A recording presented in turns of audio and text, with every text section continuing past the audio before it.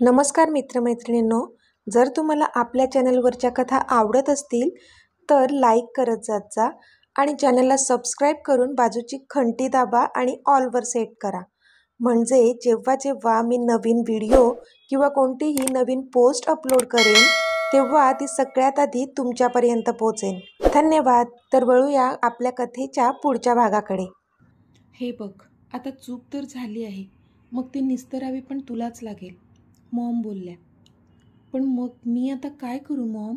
त्याने अस्वस्थपणे विचारलं. तू आता जाऊन तिला भेट आणि सगळं क्लिअर कर. परी खूप छान मुलगी आहे, ती नक्कीच तुला समजून घेईल, रितिका बोलल्या. ओके मॉम, थँक्स, मी आत्ताच जातो, तो बोलला आणि लगेचच बाहेर पडला. तो त्याच्या गाडीत बसला आणि त्याने गाडी परीच्या बिल्डिंगच्या दिशेने पळवली. आता पुढे. इथे परी तिच्या रूमवर आली होती आणि बेडवर स्वतःला झोकून देऊन ती ओक्साबोक्शी रडत होती. तिला कळत नव्हतं सध्या तिला राग येत होता की वाईट वाटत होतं. किती जास्त विश्वास ठेवला होता तिने ऋषीवर, पण तो मात्र एवढं मोठं सत्य तिच्यापासून लपवून ठेवेल ह्याची तसूभरही कल्पना नव्हती तिला. ज्याच्यावर इतकं जास्त प्रेम केलं, स्वतःपेक्षा जास्त विश्वास त्याच्यावर ठेवला, त्यानेच तिचा विश्वासघात केला म्हणून तिच्या डोळ्यांतून अविरत अश्रू वाहत होते. देवा, मी काय कोणाचं वाईट केलंय? मी तर खरं प्रेम केलं होतं. माझ्या आईबाबांचा पण विचार केला नाही मी, कारण खरंच मी खूप जास्त प्रेम करते त्याच्यावर. पण त्याने काय केलं? माझ्या भावनांशी खेळला तो. मी कधीच माफ नाही करणार त्याला, कधीच नाही, ती रडत रडतच मनात बोलत होती. इतक्यात दरवाजाची बेल वाजली. तशी ती दचकली, पण तरी तिने लक्ष नाही दिलं आणि पुन्हा उशीत डोकं खुपसून हमसून रडू लागली. पण आत्ता मात्र दाराची बेल जोरात वाजू लागली. तेव्हा मात्र तिला उठावंच लागलं. ती रागातच उठली आणि दाराजवळ गेली. रागातच तिने दार उघडलं तर समोर रियांश उभा होता. त्याला पाहून तर तिचा राग अजून जास्त उफाळून आला. ती त्याच्या तोंडावरच दार लावणार की त्याने एका हातानेच ते दार लोटलं आणि तो आत आला. पण तिचा तो अवतार बघूनच त्याच्या छातीत थस्स झालं, कारण सकाळी एकदम टवटवीत गुलाबासारखी दिसणारी ती आत्ता मात्र एकदम मलूल झाली होती. चेहरा रडून रडून सुकून गेला होता. डोळे लाल भडक झाले होते. केस अस्ताव्यस्त झाले होते. तिला तसं पाहून त्याला कसं तरीच झालं, म्हणून तिला मिठीत घेण्यासाठी तो पटकन पुढे झाला. पण ती मात्र विजेचा झटका लागावा तशी मागे सरकली. No no mister Riyansh Rajat Raheja, don't you dare touch me, ती रागात बोलली. तसा तो मात्र जागीच स्तब्ध झाला. त्याच्या डोळ्यांतून अलकत एक अश्रूचा थेंब खाली पडला, कारण त्याची परी तिला स्पर्श करू नको असं म्हणत होती. परी प्लीज लिसन टू मी, एकदा ऐकून घे माझं प्लीज, तो बोलला. पण तिने मात्र रागात तोंड दुसरीकडे वळवलं. परी, मला माहीत आहे माझ्याकडून चूक झाली आहे, आय एम सॉरी, मी तुला सांगणारच होतो, ट्रस्ट मी, पण काही ना काही होत राहिलं आणि तो विषय बाजूलाच राहिला. मला भीती वाटत होती की तू मला समजून घेईल की नाही.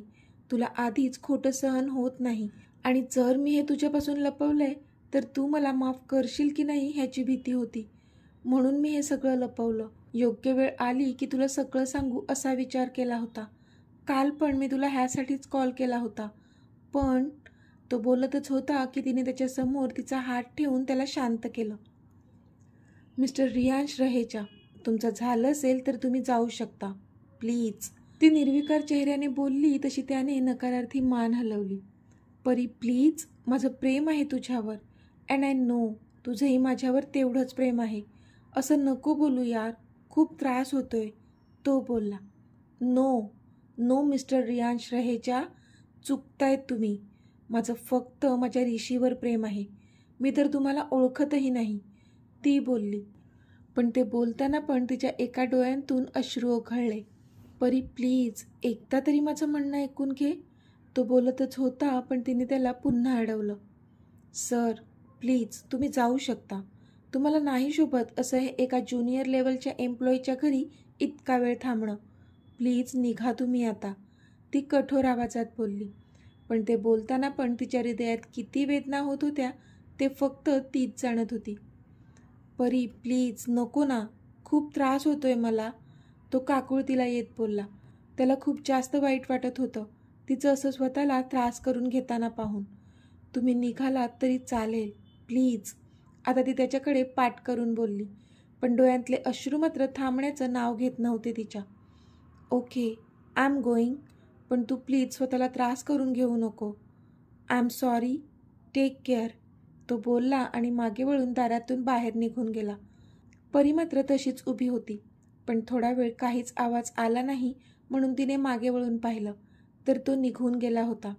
तसा मात्र अजूनच तिचा बांध फुटला आणि ती जोरजोराने रडू लागली.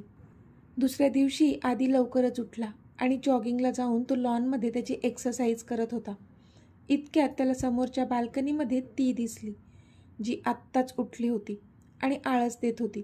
तिला पाहूनच त्याच्या चेहऱ्यावर स्माईल आली. दोघांनीही एकमेकांकडे पाहिलं आणि दोघेही एकमेकांच्या नजरेत अडकले. तो शर्टलेस होता आणि तिला फ्लॅट करायला तेवढंच पुरेसं होतं. ती एकटक त्याच्याकडे पाहत होती आणि आता तिला तिचा ह्या घरातला पहिला दिवस आठवला, जेव्हा तो तिला बोलला होता, शो संपलाय, अजून किती ताडणार, निघा आता. तिला ते आठवलं आणि ती लगेचच भानावर आली. तिने त्याच्यावर एक नजर टाकली आणि मग तोंड वाकडं करून तिथून आत निघून गेली. त्याला मात्र काही कळलंच नाही. हिला काय झालं आता? मी तर काहीच नाही केलं. मग चिडले काही? तो मनातच बोलला आणि मग त्याने त्याच्या वॉर्मअपवर कॉन्सन्ट्रेट केलं. हॅलो सर, टीनाने आधीला ग्रीट केलं. तो आत्ताच ऑफिसमध्ये आला होता. हॅलो, तो बोलला आणि त्याच्या केबिनमध्ये निघून गेला. मे कम इन सर, टीना दारावर टकटक करत बोलली. येस कम इन, तो बोलला. सर, आजच्या मीटिंगचं शेड्यूल डिस्कस करायचं होतं, ती चेहऱ्यावर स्मित ठेवत बोलली. No, please come later and please don't disturb me for some time, तो बोलला. तशी ती ओके बोलून बाहेर गेली. आज काहीतरी ठरवून आला होता तो. त्याने त्याचा मोबाईल काढला आणि त्यावर पटकन राकेशचा नंबर डायल केला. येस आदित्य, बोल, राकेश बोलला. राकेश, तू रेडी आहेस ना? कारण आता आपला प्लॅन एक्झिक्यूट करायचा आहे, आदी बोलला. Yes, I am ready Aditya, Rakesh बोलला. Okay good, I let you know, Adi बोलला आणि बाय बोलून त्याने फोन कट केला आणि लगेचच त्याने त्याच्या फोनवरून एका दुसऱ्या नंबरवर कॉल केला आणि काहीतरी इन्स्ट्रक्शन्स देऊन त्याने फोन कट केला. आता त्याच्या चेहऱ्यावर एक गूढ स्माईल होती. सडू कुठला, सकाळपासून एक कॉल की एक मेसेज पण केला नाही आहे. जाऊ दे, मी पण नाही करणार. युविका पण ऑफिसमध्येच होती आणि त्याच्या नावाने चिडचिड करत होती. सकाळी वॉर्मअप करताना तो दिसला होता तेवढाच. त्यानंतर तिला त्यांचं ह्या घरातलं पहिलं कन्व्हर्सेशन आठवलं होतं आणि मॅडम त्याच्यावर रागावल्या होत्या.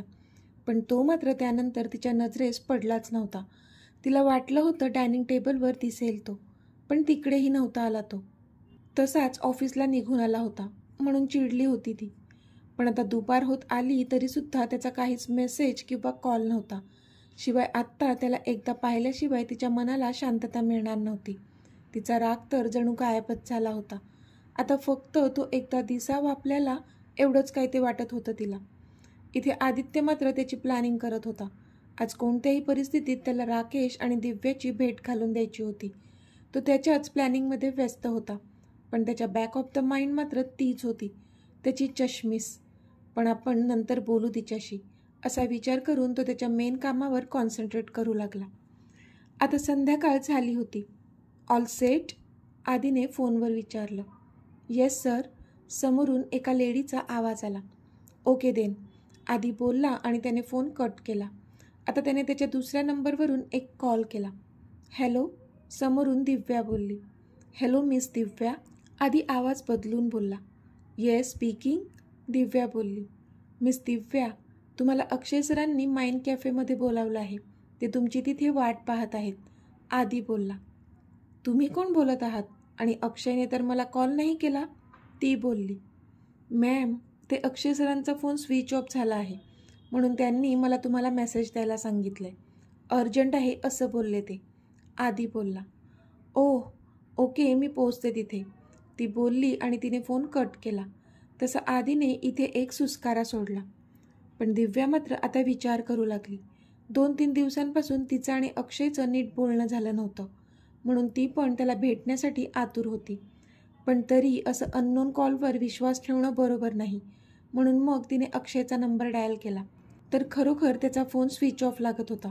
तिने पटकन हॉस्पिटलच्या रिसेप्शनवर फोन केला. हॅलो, डॉक्टर अक्षयना फोन द्या, दिव्या बोलली. आपण कोण? ती रिसेप्शनिस्ट बोलली. मी दिव्या, दिव्या बोलली. ओ दिव्या मॅम, अक्षय सर बाहेर गेलेत. तुमचा फोन आला तर तुम्हाला त्या माइंड कॅफेमध्ये यायला सांगा असा मेसेज ठेवला आहे त्यांनी, ती रिसेप्शनिस्ट बोलली. Okay thanks. तुझं नाव काय? दिव्याने विचारलं, पण तोपर्यंत कॉल कट झाला होता. मग मात्र दिव्याला खात्री झाली आणि ती लगेच त्या माइंड कॅफेमध्ये जायला निघाली. इथे आधी मात्र ओठांच्या कोपऱ्यात हसला. त्याने जो प्लॅन बनवला होता तो फायनली वर्क होणार होता. आज राकेश आणि दिव्या दोघेही एका ठिकाणी भेटणार होते आणि ती भेट आदित्यने मुद्दामहून घडून आणली होती. सध्या अक्षय एका ऑपरेशनमध्ये बिझी होता, जो की पुढचे 3 तास तरी फ्री होणार नव्हता. त्याच्या हॉस्पिटलच्या त्याच नर्ससोबत आधीने कॉन्टॅक्ट केला होता आणि तिच्या मदतीने त्याने हा प्लॅन बनवला होता. ह्यात आधीसारखं तिचं नाव कुठेच येणार नाही ह्याची पुरेपूर काळजी घेतली होती त्याने. तसं तिला आश्वस्त पण केलं होतं. इथे दिव्या त्या कॅफेमध्ये पोहोचली होती आणि ती अक्षयची वाट पाहत होती. पण अर्धा तास झाला तरी अक्षय मात्र अजून आलाच नव्हता. तिने त्याचा फोन पण ट्राय केला, जो की आत्ताही स्विच ऑफ लागत होता. शेवटी कंटाळली आणि ती तिथून निघणार की इतक्यात राकेश तिच्या समोर आला. हाय दिव्या, राकेशने तिला ग्रीट केलं. पण समोर राकेशला पाहून मात्र ती एकटक त्याच्याकडे पाहतच राहिली. आज इतक्या वर्षांनी ती त्याला पाहत होती. आपोआपच तिचे डोळे पाणावले. आफ्टर ऑल तिने प्रेम केलं होतं त्याच्यावर, पहिलं प्रेम, जे सहजासहजी थोडीच विसरू शकत होती ती. राकेश तू? ती बोलली. हो मीच. कशी आहेस? त्याने विचारलं. तशी तिने खिन्न हसत नकारार्थी मान हलवली. त्याचं तुला काय? मी एकदम मस्त आहे. सोड माझा रस्ता. I am not at all interested to speak with you, ती बोलली आणि तिथून जाणार तोच त्याने तिचा हात पकडला. How dare you touch me, ती रागात ओरडली. दिव्या प्लीज, आपण बसून बोलूया. मला तुझे फक्त 15 मिनिटे दे. माझं एकदा ऐकून घे, त्यानंतर मी तुला कधीच डिस्टर्ब करणार नाही. आय प्रॉमिस, तो बोलला.